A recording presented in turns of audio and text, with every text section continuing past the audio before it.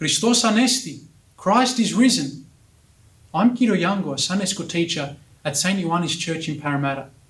And today I would like all of us to think about what Pascha means for each of us. I'm sure that you will all be feeling that this Pascha is just not the same as it has been every other year.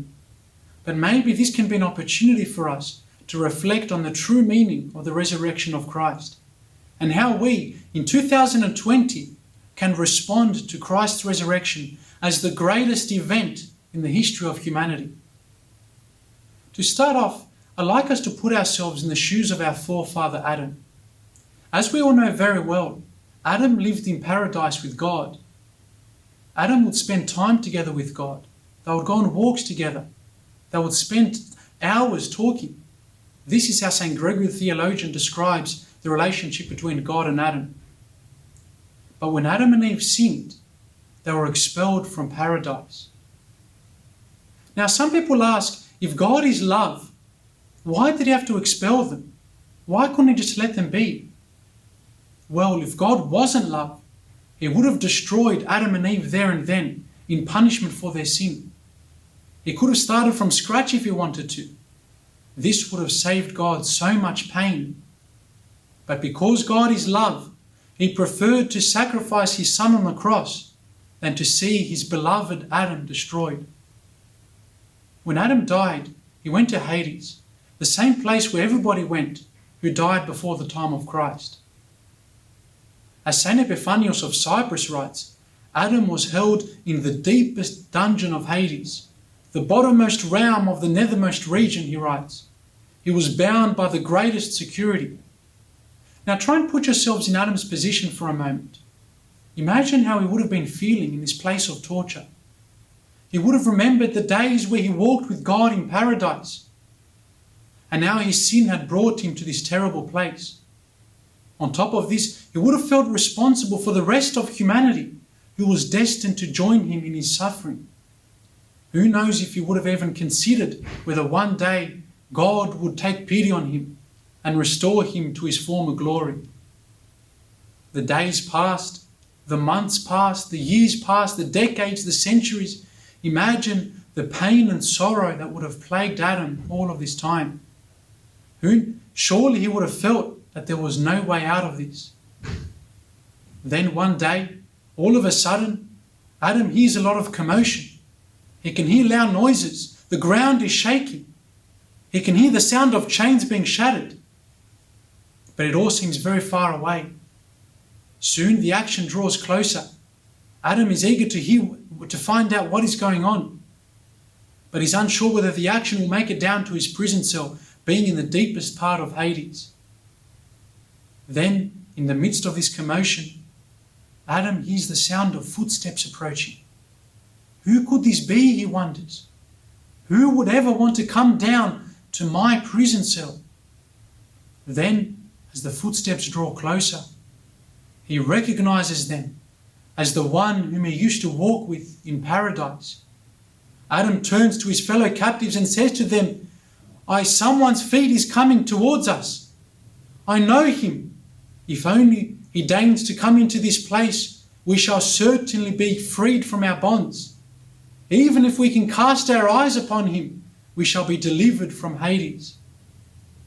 As Adam was saying this to his fellow prisoners, there Christ entered, shining in light and holding his cross as a weapon of victory.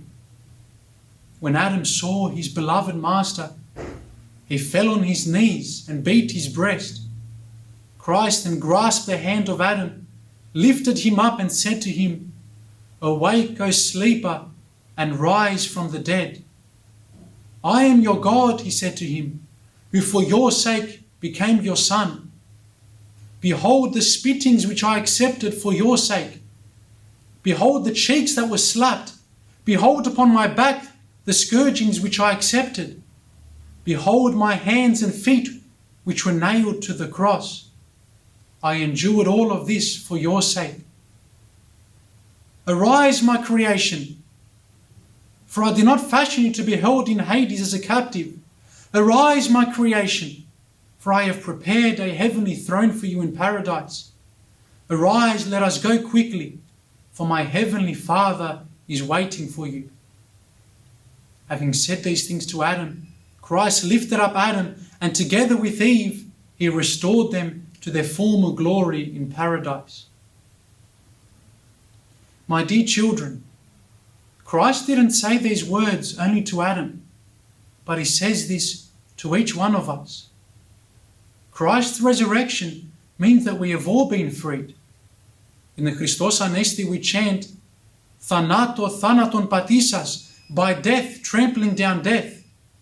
Elsewhere in the resurrectional matins we chant, Thanato eortazome nekrosin, we celebrate the death of death.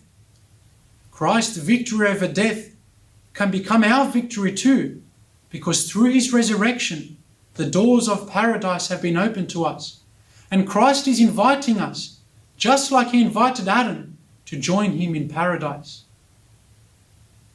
But let us all think, what does this mean for us? How do I respond to this invitation? Or how can I implement this in my daily life? The reality is that yes, Christ has freed us. He has freed us from the prison where we were being held captive. But at the same time, he has given us the free will to either remain with him in freedom by following his commandments, by living a life that is pleasing to him, or we can choose to walk back into the same prison cell. This is what we do when we sin. We all know our weaknesses. We know those bad habits, those passions that have formed such deep roots inside of us that it seems almost impossible to remove. If only we can live Pascha in an Orthodox way, then Christ's resurrection can become my personal resurrection, a time of change, a time of transformation, personal renewal. This means that I make firm decisions to fight against sin, to say no to sin. I can do this because Christ has already defeated sin through his crucifixion and resurrection. The devil and sin have no power over me when I call upon and cry out to my resurrected Lord to help me. I'm sure that you will all be feeling that this Pascha is different, and you will remember this Pascha for the rest of our lives. But let us make sure that we do not remember this Pascha in a negative light, saying we couldn't go to church, we couldn't see our relatives, we couldn't even do our suvla. That each one of us remember this Pascha because we experienced it at a spiritual level. Yes, the doors of our churches may be closed, but may each of us open the door of our hearts to our resurrected Lord and allow him to resurrect us also. May the blessings and the grace of our resurrected Christ be with all of you and your families. Christos Anesti.